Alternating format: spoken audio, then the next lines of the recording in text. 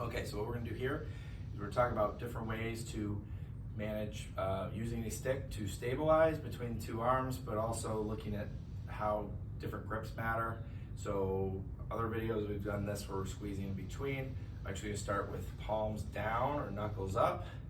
And so there's a few things you wanna keep in mind with this. One is that you're gonna be definitely more into your deltoid muscles here, which is the big meaty part of your shoulder, which is, they work primarily in this range in here. And they are, being bigger muscles, they're pretty important. I oftentimes refer to them as the glutes of the shoulder. So when we're palms down like this, I'm gonna stabilize against the wall here so I can kind of anchor myself, but I'm gonna try to lift again, kind of anchor here, lift the chest, and now lifting a little bit from the shoulders. Don't have to go real high with this, but trying to get a sense of how the actual shoulder stabilizers there and lifters work with the shoulder blade coming down to work in here. But again, I'm not gonna have the kind of range automatically available to me. It's dependent on my shoulder blade coming down, and I'll explain why in a second.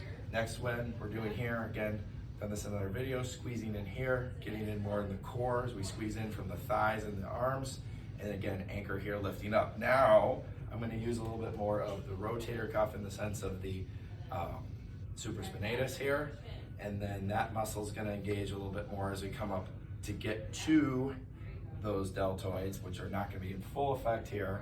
But I'm also gonna be slightly unlocking my shoulder as the knuckles of the humerus, where the rotator cuff muscles attach, will now clear the acromion to unlock the shoulder better. I should have a little bit more range. This is also functional for like most reaching activities we do like this, but I can stabilize with two arms. Again, anchoring, lifting here. Up next, we have palms up, which is probably the hardest for most people. Even though we're unlocking the shoulder the most, a lot of people are tight in these internal rotators and extensor muscles here, like the lats and the pecs. So getting there is pretty tough, plus that tension tends to pull the shoulder forward a little bit, so I'm gonna be aware of that. But it is, if I can do it fully unlocked, more biceps here, okay?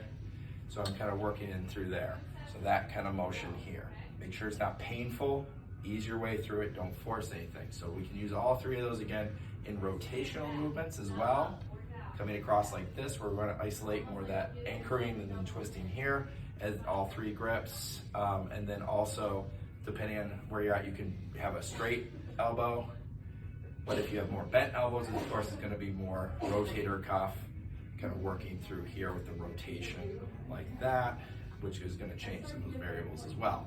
The final piece is when we're in stride now, we can kind of come up and across, or we can come up and lift in all those, so it can mix and match to whatever suits your needs. And that's it for that one.